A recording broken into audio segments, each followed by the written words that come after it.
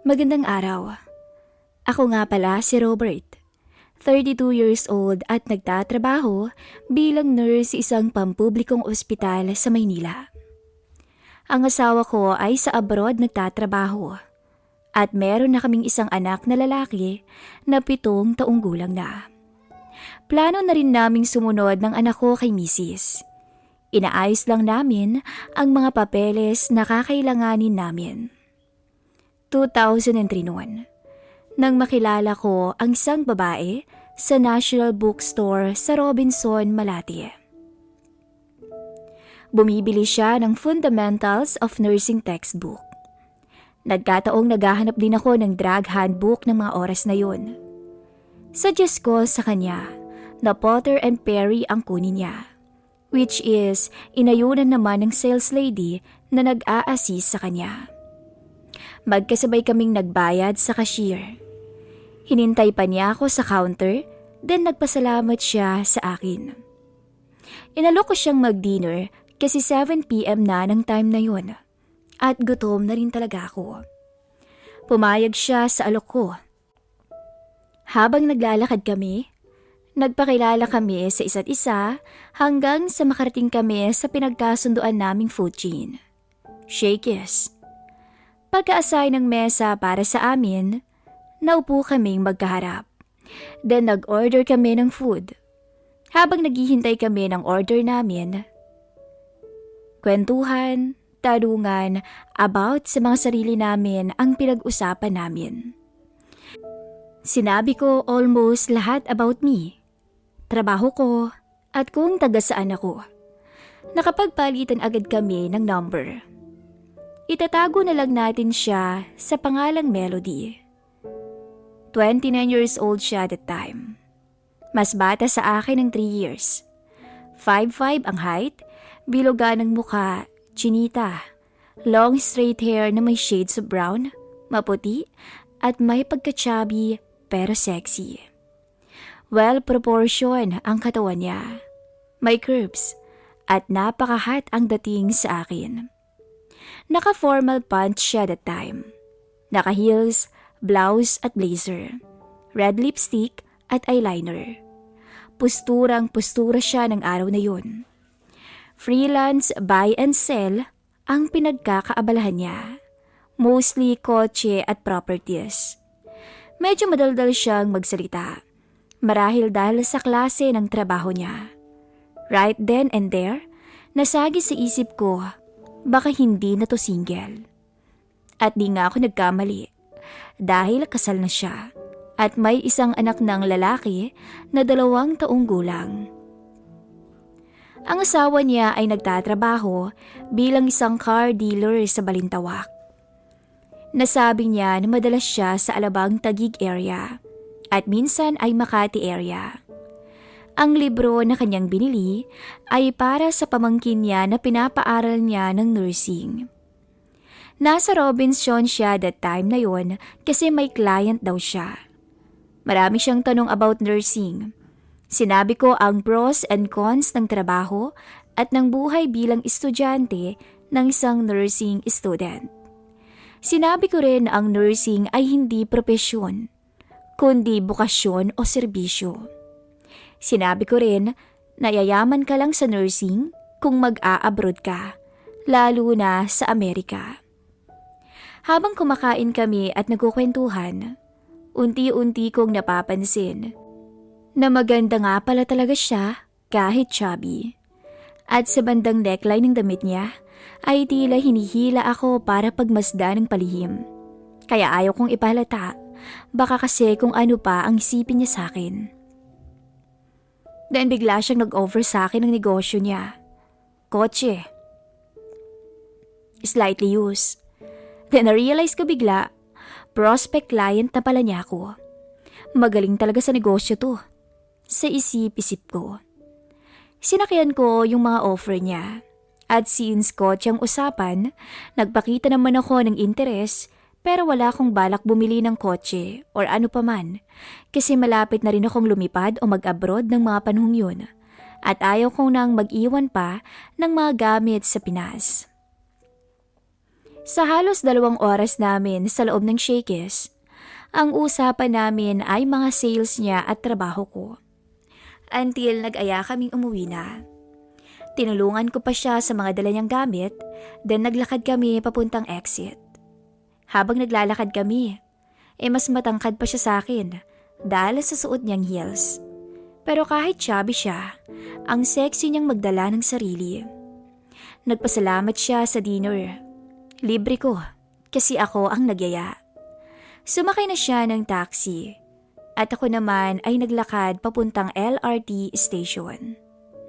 Pagdating ko sa bahay, ang dami kong unread text messages. Si Melody pala. Nagpapasalamat at sana daw ay magka-interest akong bumili sa kanya ng kotse or property para daw magkita kami ulit. Pero mas interesado ako sa'yo. Sabi ko sa sarili ko, sabay ngiti. Tapos nag-reply ako. Sabi ko kapag kaya ko na yung presyo, why not?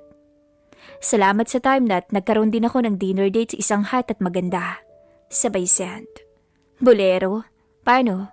Good night. See you soon. Reply niya. Lumipas ang mga araw. Paminsan-minsan tinetext ko siya. Kumustahan lang. Nagre-reply naman siya. Alam kong busy siya sa racket niya at sa pamilya, kaya di ko siya madalas iniistorbo. Until one day sa duty, nag-text siya. Di ko masyadong pinansin kasi toxic talaga kami nung araw na yun. Pag-uwi ko sa bahay, doon ko lang nabalikan ang text niya. Nag-aaya siyang makipagkita. Nag-reply ako, nag-sorry. At nagpaliwanag na busy ako kaya di ko siya nasagot. Then nag-set kami ng day at time ng pag-meet up namin. Alam kong business ang pakay niya pero ang akin ay makasama siya. Sabado, 10 a.m. SM Mega Mall ang usapan. Lunch meeting daw. Sa isip ko kahit maghapon pa okay lang kasi day off ko. Inabangan ko siya sa labas ng entrance ng mall kasi sarado pa nang dumating ako sa SM. Then nakita ko siyang paparating. Naka-jeans na fit, sleeveless na white blouse at as usual, heels. Nakatali ang buhok at naka-makeup. Nakangiti siya nang makita ako. Sabay kaming pumasok sa mall. Beso-beso at kumustahan. Napansin ko na wala naman siyang dalang malaking bag or folder man lamang. Anyway, inaya ko siyang kumain. At dahil nasa Mega Mall kami, paborito kong food doon ay yung vegetarian food sa food court. React agad siya.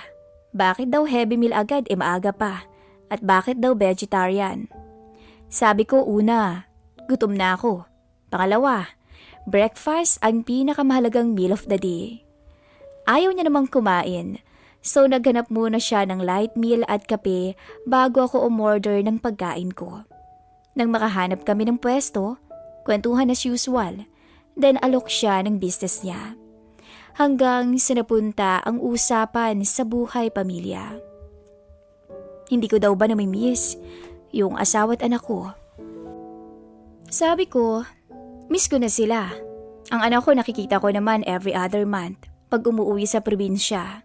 At ang misis ko naman, every other year kapag bakasyon niya. At since paalis na kami mag-ama, magkakasama-sama na ulit kaming 3. Sabi ko sa kanya, buti pa kayo, magiging masaya na. Ako, di ko alam kung anong nangyayari sa amin. Nagulat ako sa sinabi niya. Ang asawa niya pala ay madalas umuwi ng gabi.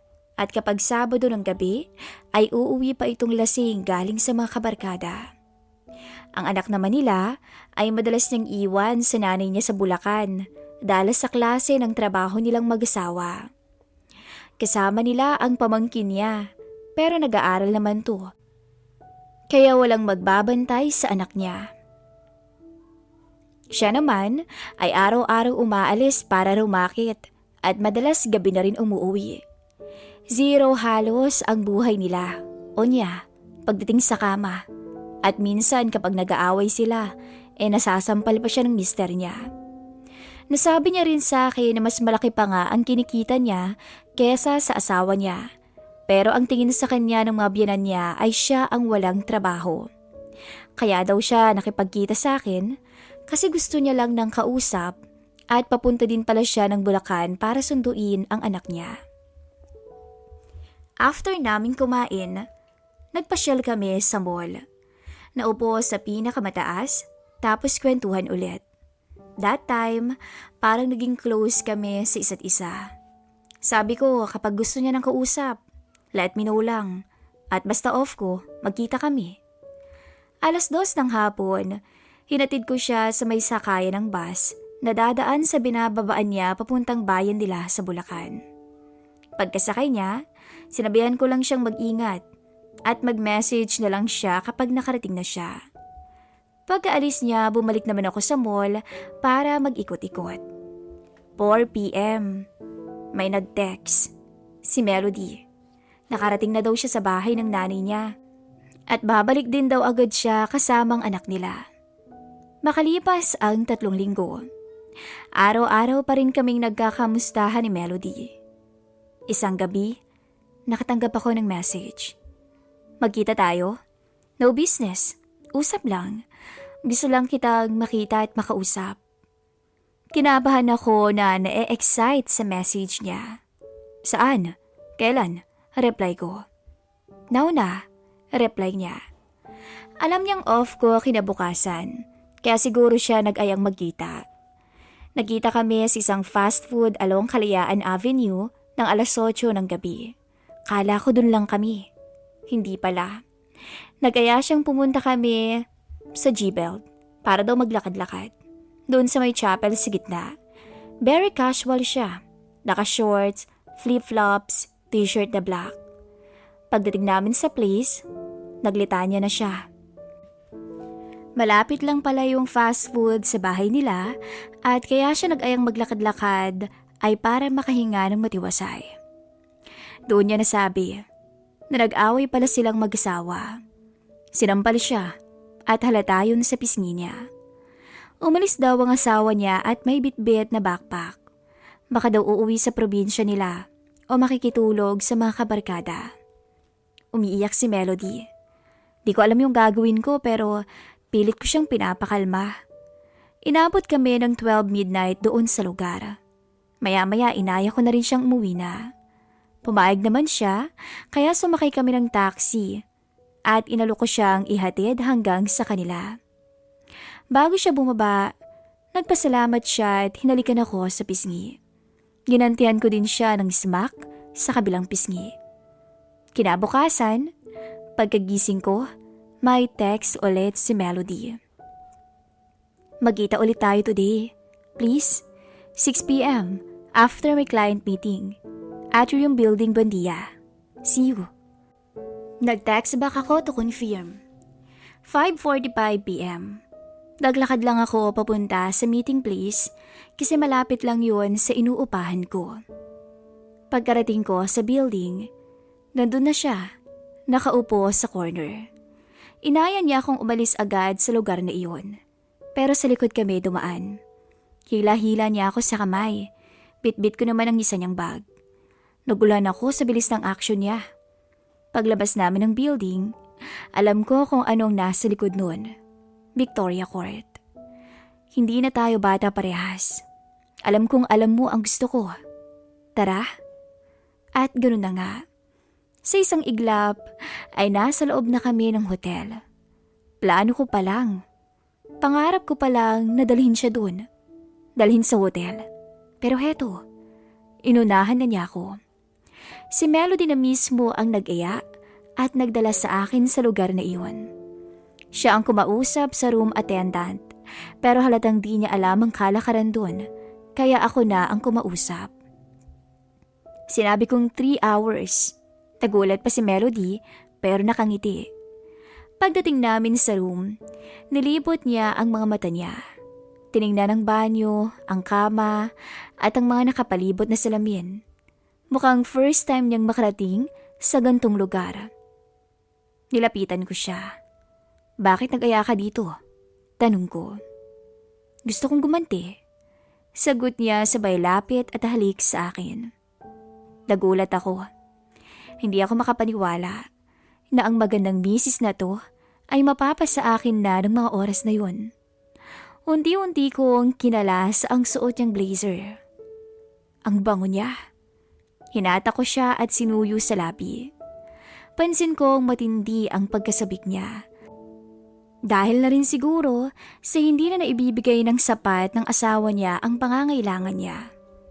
Marahan ko siyang inihiga sa kama at tuluyang nagpakalunod sa nakaw na sandali. Napahinto pa ako sandali sa kagandahang bumungad sa akin. Naantig pa nga ang damdamin ko. Hindi ako kumukurap ng mga oras na yun. Para akong estatwa na natulala. At isang nakakaakit na ngiti ang muling pumukaw sa aking katinuan. Sa puntong yun ay tuluyan na kaming nagkasala. Yumakap ang mga binti niya sa aking bewang at mahigpit na para bang ayaw niya akong pakawalan. Sa isang saglit, tuluyan ng umuga ang matibay na kama na naging dahilan ng aming pagkakasala. Pagkakasala ng dahil sa paghihiganti niya. Halos mawala sa katinuan ng malungkot na misis. Ang mga kuko ay gigil na pumako sa aking likod habang tinatahak namin ang kawalan. Nang mahimasmasan kami parehas, ay bumangon siya at pumunta ng banyo. Bago ko siya sinundan doon, ay umorder muna ako ng pagkain. Sinabihan ko ang attendant na iwanan ng order sa labas ng second floor. Nag-iwan ako ng tip, tsaka sinara ang pinto at sinundan ko si Melody. Naabutan ko siyang nakatapat lang sa shower. Hindi ko alam kung nag-iisip o nagsisisi ba siya sa mga nangyari. Pero niyakap ko siya mula sa likuran. Maya-maya, sabay din kaming lumabas ng banyo. Kinuha ko ang order kong pagkain at inaya ko na si Melody na kumain na muna. Naka-black see-through nighties lang siya. Magkatabi kaming naupo, pero panay pa rin ang tingin ko sa kanya. Ang ganda mo talaga, sabi ko. Huwag mo na akong bulahin. Natikman mo na nga hindi na kailangan yan. Sagot sa akin ni Melody. Lalo akong nag-alab sa sinabi niya. Alam ko na hindi lang 3 oras ang stay namin dito at madadagdagan pa. Agad akong pumunta ng CR para magbawas. Pagbalik ko, kakababa lang ni Melody ng phone. Tumawag pala siya sa front desk para mag-extend hanggang 12 hours. Napangiti na lamang ako.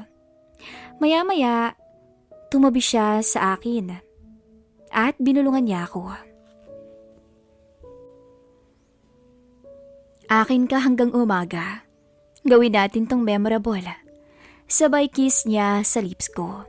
Hanggang sa muling may namagitan sa amin. Magkayakap kaming magkatabi after noon.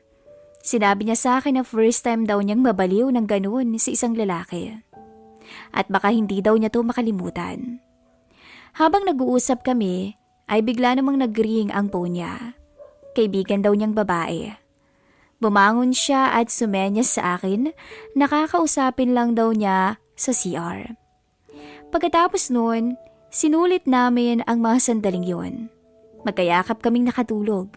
4 a.m., nagising ako nang may marinig akong nag-shower. Si Melody. Chinek ko ang cellphone ko. Walang missed call at walang text. Buti na lang. Lumabas si Melody sa shower room at nakatapis. Mag-ready na daw kami kasi kailangan niyang makauwi bago pa sumikat ang araw. Nagtungo na rin ako sa shower room para mag-ayos. Pagkabalik ko, nakita ko si Melody. Nakahiga sa kama. Sabay sabing, "Pwede bang isa pa bago tayo umuwi?" Sino bang makakatanggi sa request ng isang magandang misis na nasa harapan ko? Lumapit ako sa kama at muli ay nagkasala. Nagpahinga kami saglit at pagkatapos ay umalis na. Tumawag ako sa front desk. Nag-request ako ng taxi. Before pa lumagpas ng Buendia, bumaba na ako ng taxi. Si Melody na din ang nagbayad sa bill ng hotel. Pag-uwi ko sa bahay, isang message ang natanggap ko. Si Melody. Pero sa dami ng sinabi niya, isa lang ang nagpangiti sa akin. Sa susunod ulit ha. Can't wait. 8 months din ang naging relasyon namin ni Melody na ganoon ang setup. Once a week kong magkita. Plinano rin niyang iuwi ako sa kanila. Pero never nangyari kasi nandun palagi ang asawa kahit gabi nang umuwi. At iwas na iwas rin siya sa mga mata ng mga kapitbahay at kakilala. Although na-meet ko at napakilala niya ako dun sa friend niya na tumawag sa kanya habang nasa hotel kami. Makalipas pa ang 1 buwan, ay nagpaalam na ako sa kanya na tuloy na ang pag-alis namin ng anak ko. Nakakalungkot pero wala eh. Ganun talaga ang buhay. Pero may maganda naman kaming closure ni Melody at hanggang ngayon, nagkakausap pa rin kami. Hoping na one day, magkita ulit kaming dalawa para muling bumuo ng masayang alaala. Hanggang sa muli.